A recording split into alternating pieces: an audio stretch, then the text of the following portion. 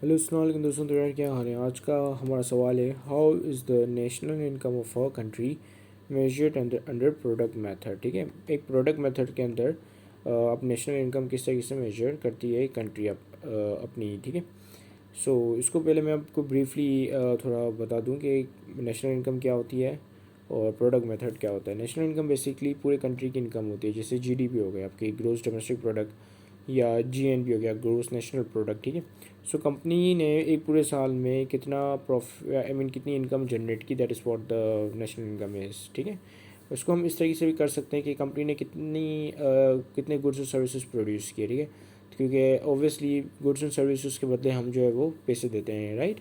सो कितना गुड्स और services company एक कंट्री ने प्रोड्यूस किया with in a year, so that's what the national income is. ठीक है, अब प्रोडक्ट मेथड क्या होता है कि प्रोडक्ट मेथड बेसिकली ये होता है कि जैसे कि अगर कंपनी ने कोई एग्रीकल्चर प्रोडक्ट बनाया, ठीक है, और वो प्रोडक्ट जो है आगे कोई और प्रोडक्ट बनाने के लिए यूज़ हुआ, तो वो जो प्रोडक्ट एक फाइनल जब गुड बन जाएगा तो उस गुड की क्या वैल्यू होगी, वही वैल्यू हम लेंगे नेशनल इनकम के अंदर। So that is what the product method is all about. ठीक है, तो मैंने इसको काफ़ी ब्रीफली और काफ़ी सिंपल और काफ़ी शॉर्ट में आपको बता दिया कि मतलब प्रोडक्ट मेथड क्या होता है। अब हम इसको थोड़ा पढ़ लेते हैं।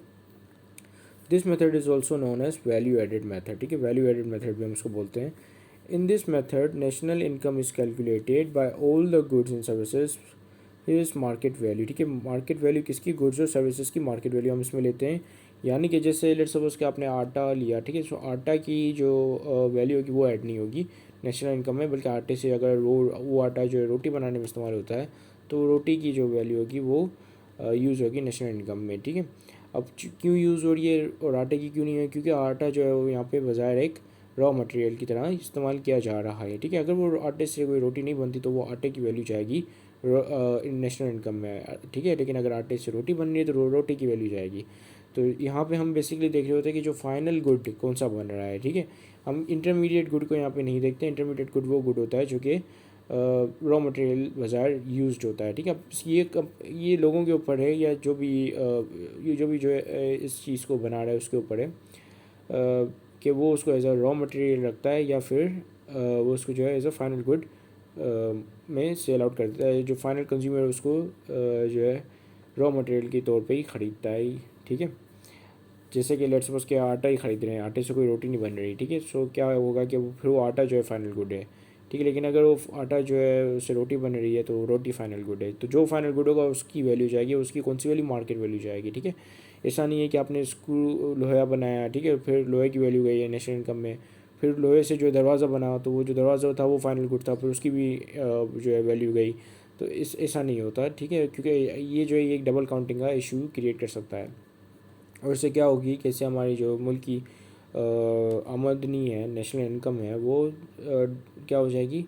डबल काउंट हो जाएगी। ठीक है, आप एक ही चीज़ को दो दो दफ़ा काउंट कर रहे हो।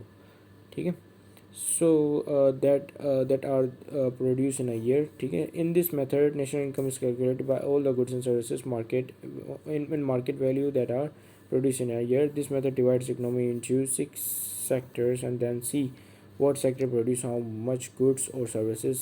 These sectors are agriculture, transportation, banking, distribution, manufacturing, communication and constructions. ठीक है, अब ये बेसिकली देख रहा होता है कि कौन सा सेक्टर ने कितना प्रोड्यूस किया। जैसे एग्रीकल्चर से इतनी इनकम आई, ट्रांसपोर्टेशन से इतनी इनकम आई, बैंकिंग से इतनी इनकम आई, ठीक है, मैन्युफैक्चरिंग से इतनी इनकम आई। क्योंकि एक एक प्रोडक्ट को देखना कि इस प्रोडक्ट से ये आया, ये इस प्रोडक्ट से वो आया, इस सर्विसेज से इतनी इनकम आई, ये काफ़ी हैक्टिक हो जाता है। तो जिसका से क्या होता है कि वो एक सेक्टर में इकोनॉमिक्स के अंदर डिफरेंट सेक्टर्स होते हैं।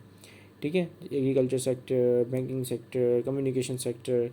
तो उन सेक्टर्स से कितना प्रॉफिट अर्न किया या कितनी इनकम अर्न हुई एक नॉट कंपनी, एक पूरे मुल्क की, तो इससे ही जो है ये देख मतलब नेशनल इनकम कैलकुलेट की जा सकती है। ठीक है, सो आज के लिए इतना ही। This is it, thank you much for watching this video, have a great day and अल्लाह हाफिज़।